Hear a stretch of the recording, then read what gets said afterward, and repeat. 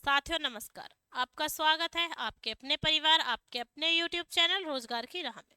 मैं शिखा तेवती आप सभी के साथ निरंतर बनी हुई हूँ। उम्मीद करती हूँ कि आप सभी स्वस्थ होंगे और अपनी तैयारी अच्छे से कर रहे होंगे। जैसा कि आप सभी जानते हैं कि हमारा जो बायोलॉजी चल रहा है और बायोलॉजी में भी हम किसकी बात कर रहे हैं, आपका डाइजेस्टिव सिस्टम यानी कि आपका पाचन तंत्र की।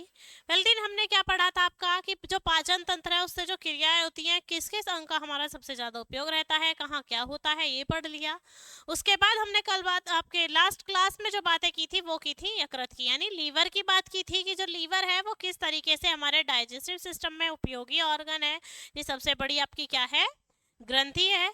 उसके बाद जो हमारे कुछ महत्वपूर्ण टॉपिक्स बचे हुए हैं हम उनके बारे में बात कर लेते हैं। छोटे छोटे टॉपिक हैं आपके, ये बारे में बात कर लेते हैं, जिसमें हम बात करेंगे किसकी, आपके पित्ताशय की, यानी जो पित्त की थैली होती है, जो पित्ताशय है उसकी बात करेंगे। उसके बाद हम बात करेंगे अग्नाशय की और फिर बात करेंगे हम लैंगरहैंस की दीपिकाओं की। किसकी बात करेंगे, लैंगरहैंस की दीपिकाओं की। तो इन सब के बारे में आज हम डिटेल में पढ़ने वाले हैं। तो सबसे पहले हम बात कर लेते हैं किसकी, आपके पित्ताशय की, कि पित्ताशय क्या है। पित्ताशय क्या है, एक नाशपाती के आकार की, यानी जिस तरीके की नाशपाती होती है उस आकार की एक थैली होती है और जिसमें क्या रहता है, आपका पितरस जमा रहता है। यानी जो पितरस है वो कैसा रहता है, उसमें भरा हुआ रहता है। जो पितरस है वो कैसा होता है, एक क्षारीय विलयन होता है। कैसे रंग का, हरे और पीले रंग का एक क्षारीय विलयन होता है। जब क्षारीय है तो उसकी जो पीएच वैल्यू भी कैसी होती है, हमारी 7+ होती है। कितनी होती है, 7 से अधिक होती है, ना कि कम होती है। तो हम किसके बारे में बात करने वाले हैं, पित्ताशय के बारे में बात करने वाले हैं सबसे पहले। तो आइए शुरू करते हैं। पित्ताशय जिसे हम गैल ब्लैडर भी बोलते हैं, इंग्लिश में क्या बोलते हैं, हम गैल ब्लैडर भी बोलते हैं। और पित्ताशय में हमारा क्या होता है, यह नाशपाती के आकार की एक थैली होती है। नाशपाती के आकार की आकार की थैली होती है, थैली होती है जिसमें पितरस भरा रहता है, जिसमें पितरस भरा होता है। क्या होता है, आपका पितरस भरा होता है। अब पितरस क्या होता है और पितरस कैसा होता है। जो पितरस है ये एक क्षारीय विलयन है और कैसे रंग का होता है, आपका पीले हरे रंग का होता है। कैसा होता है, पितरस एक क्षारीय विलयन है। पितरस एक क्षारीय विलयन है, यानी बेसिक सॉल्यूशन है, क्षारीय विलयन है, विलयन है जो हरे पीले रंग का होता है, हरे पीले रंग का होता है का होता है तथा इसका पीएच मान तथा इसका पीएच मान 7.7 कितना होता है आपका, 7.7 होता है। कितना होता है आपका, 7.7 होता है। किसका पीएच मान होता है हमारा, 7.7, पितरस का। और पितरस में हमारा क्या होता है, उसमें 85% क्या होता है आपका, जल, और बाकी क्या होते हैं, पित्तवर्णक। पितरस में, पितरस में 85% पानी तथा शेष, यानी कि हम कह सकते हैं 12% से 15% तक क्या होते हैं, आपके पित्त वर्णक होते हैं। क्या होते हैं आपके, पित्त वर्णक, पित्त वर्णक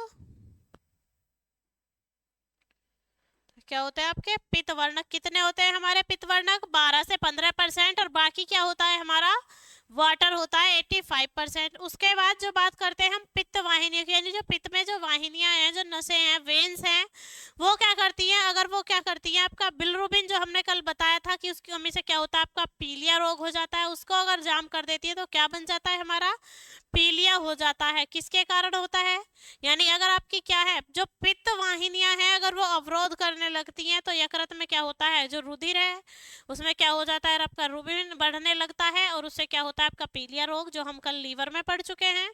और उसके बाद अब हम बात करते हैं अग्नाशय की। अग्नाशय का जो हमारा डाइजेशन है, उसका जो डाइजेशन सिस्टम है उसमें क्या उपयोग है अग्नाशय का।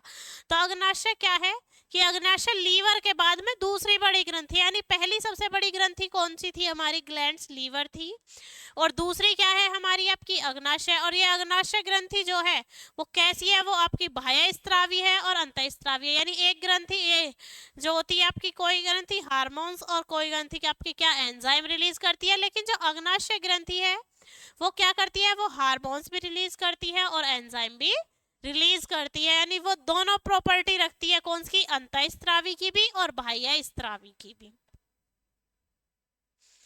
तो हम किसकी बात करने वाले हैं, अग्नाशय की। ये क्या है, यह है दूसरी सबसे बड़ी ग्रंथि है, सबसे बड़ी ग्रंथि है, बड़ी ग्रंथि है यह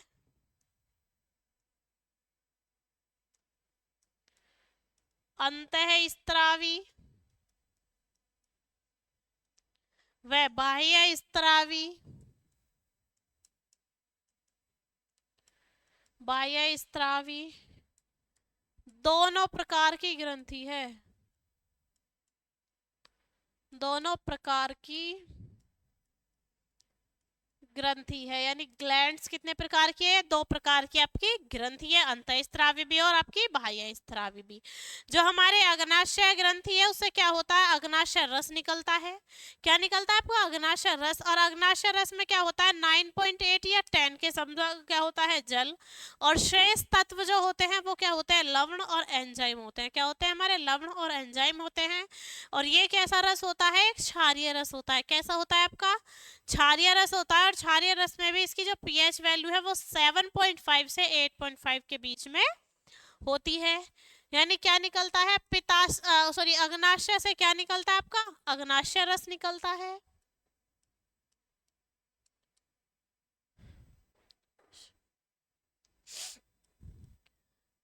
अग्नाशय से, किससे, हमारा अग्नाशय से क्या होता है आपका, अग्नाशय रस निकलता है। और उससे क्या होता है आपका, अग्नाशय से अग्नाशय रस निकलता है।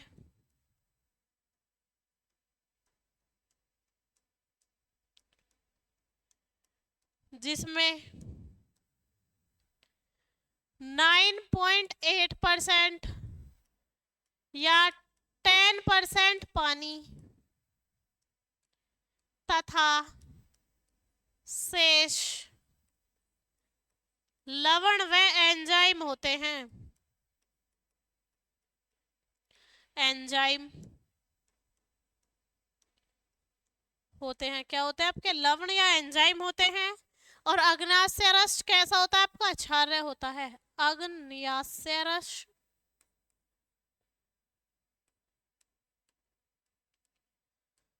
क्षारीय होता है, होता है। इसका पीएच मान, पीएच मान 7.5 से, कितने से आपका, 7.5 से 8.5 तक, 8.5 तक हो सकता है, हो सकता है। कितना हो सकता है, अग्नाशय रस जो क्षारीय है तो कितना होगा, 7.5 से आपका कितने तक, 8.5 तक आपका अग्नाशय रस हो सकता है। उसके बाद जो अग्नाशय रस है उसमें क्या होता है, पूर्ण पाचक रस भी कहा जाता है। अग्नाशय रस को क्या कह सकते हैं हम, पूर्ण पाचक रस भी कह सकते हैं। और जब पूर्ण पाचक रस है उसमें कई प्रकार के भोज्य पदार्थों को पचाने के लिए वो क्या होता है आपका, सहायक होता है। जो अग्नाशय रस है वो पूर्ण रूप से एक पाचक रस का कार्य करता है। अग्नाशय रस को अग्नाशय रस को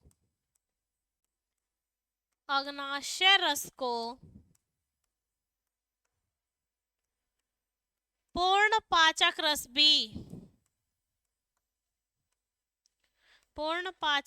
भी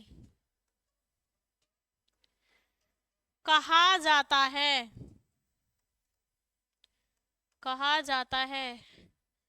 क्योंकि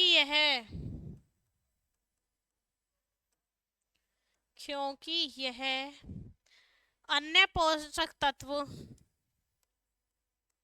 अन्य भोज्य पदार्थ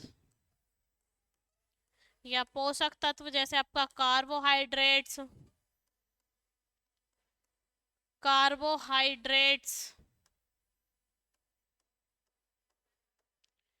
प्रोटीन व वसा, जैसे हम फैट बोलते हैं इंग्लिश में, आदि को पचाने में सहायक है।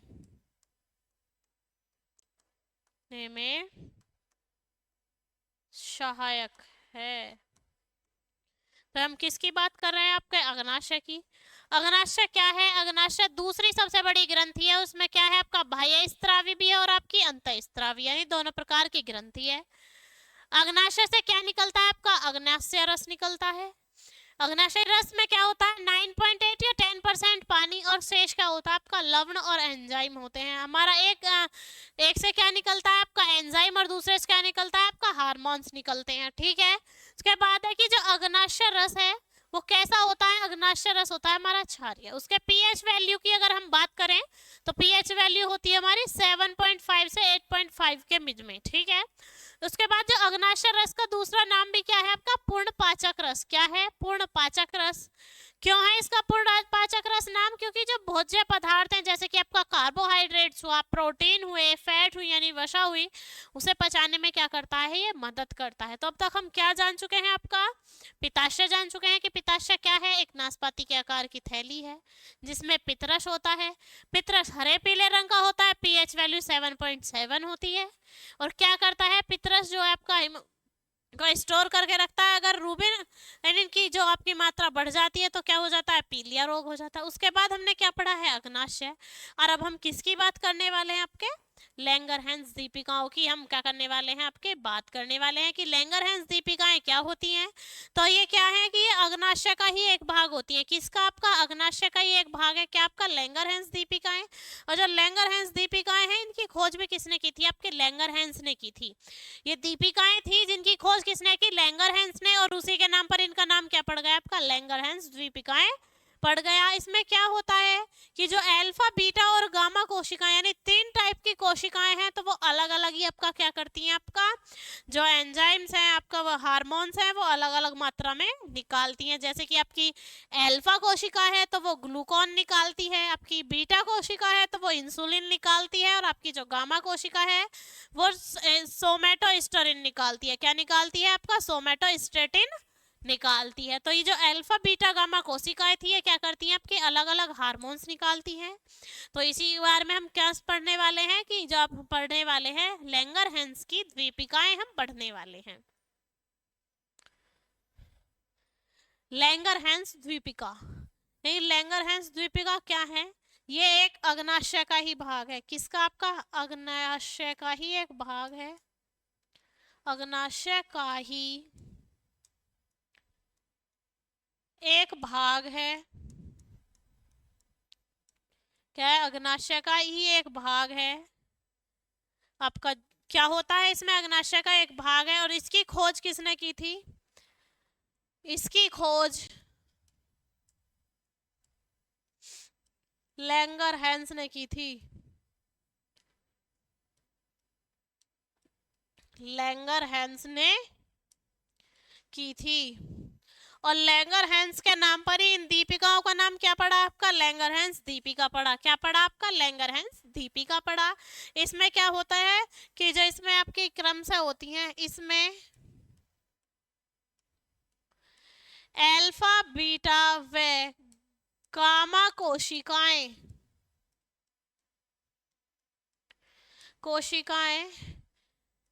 क्रम से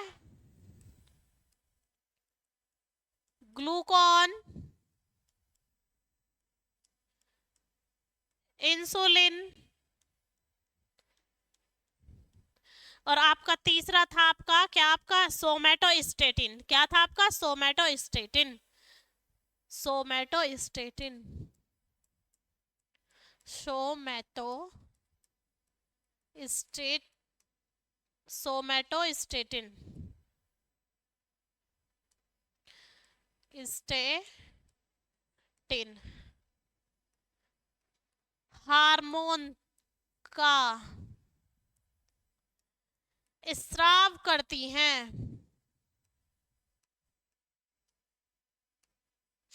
क्या करती हैं? ये अल्फा बीटा और गामा कोशिकाएं होती हैं और क्या करती हैं? वो अलग अलग आपका क्या हार्मोन्स को निकालती हैं। एक हार्मोन्स क्या निकलता है हमारा? ग्लूकोन। दूसरा क्या निकलता है? इंसुलिन। और तीसरा कौन सा निकालती है? Gamma, somatostatin.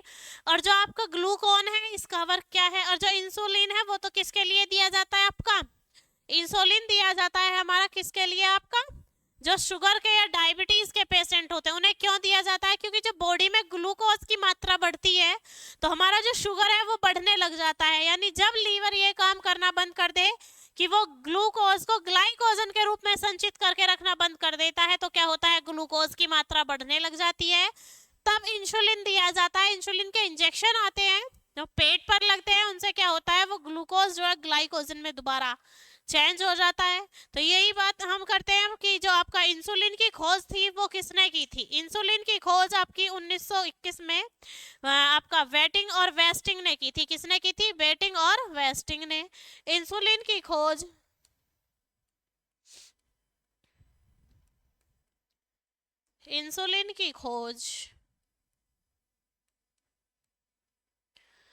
1921 में वेटिंग व वेस्टिंग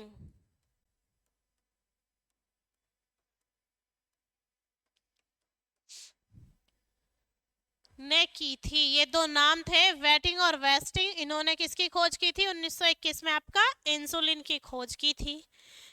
आपको सबसे पहले जो इंसुलिन का इंजेक्शन लगा था वो 1922 में पहली बार कहाँ लगा था? आपका कनाडा में लगा था। जो कनाडा है वहां पर सबसे पहले आपका क्या लगा था? आपका इंसुलिन का इंजेक्शन लगा था। और इंसुलिन का इंजेक्शन दिया गया था आपका लियोनार्ड थॉमसन को। किसे दिया गया था? आपका लियोनार्ड थॉमसन को। इंसुलिन का सर्वप्रथम इंजेक्शन इंसुलिन का सर्वप्रथम इंजेक्शन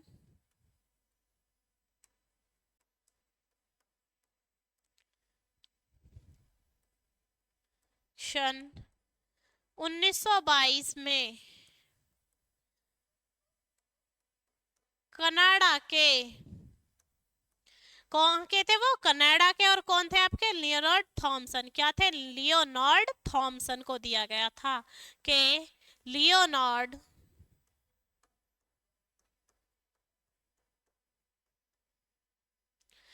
थॉमसन को दिया गया था।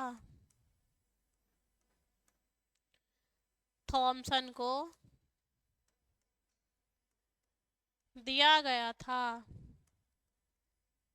इंसुलिन क्या करता है? इंसुलिन हमारी जो बॉडी है उसमें ग्लूकोज की मात्रा को नियंत्रित करता है। और क्या होता है? इंसुलिन का काम आपका जो डायबिटीज के पेशेंट है उन्हें दिया जाता है। इंसुलिन का जो कम स्त्राव हुआ तो क्या होगा? हमारा आपका डायबिटीज होगी। और अगर इंसुलिन का आपका ज्यादा स्त्राव हुआ, अधिक मात्रा में इंसुलिन बही, तो आपका क्या होगी? हाइपोसाइलीशिया हो जाता है। क्या हो जाता है आपको? हाइपोसाइलीशिया हो जाता है। क्या हो जाता है आपको? हाइपोसाइलीशिया हो जाता है। किससे? आपका इंसुलिन की मात्रा बढ़ने से। इंसुलिन की मात्रा या इंसुलिन का स्त्राव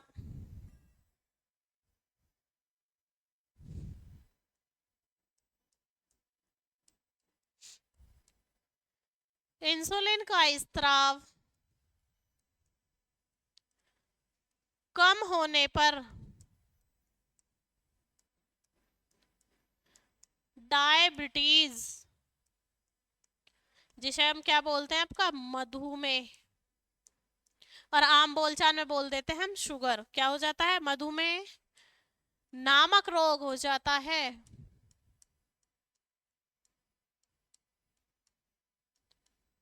क्या हो जाता है आपका मधुमेह नामक रोग आपका हो जाता है। और आपके हम बात करें आपके इंसुलिन की अगर मात्रा बढ़ जाती है तो आपका क्या हो जाता है हाइपोग्लाइसीमिया हो जाता है। क्या हो जाता है आपका हाइपोग्लाइसीमिया हो जाता है। इंसुलिन की मात्रा बढ़ने पर, इंसुलिन का स्त्राव अधिक होने पर, स्त्राव अधिक होने पर,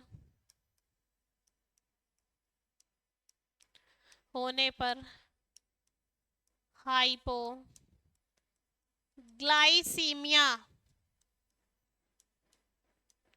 हाइपोग्लाइसीमिया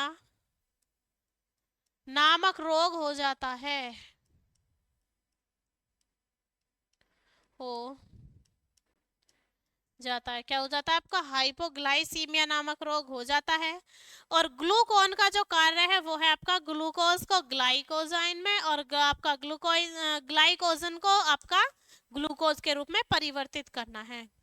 ठीक है, ग्लूकोन का कार्य, ग्लूकोन का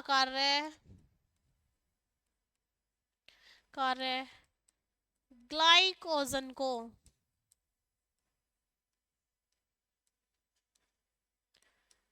पुनः ग्लूकोज में परिवर्तित करना है, पुनः ग्लूकोज में परिवर्तित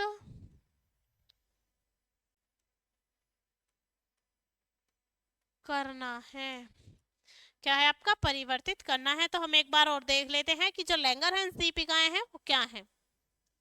तो किसकी बात करें, लैंगरहैंस दीपिका की। किसका भाग है, अग्नाशय का। खोज किसने की थी, लैंगरहैंस ने।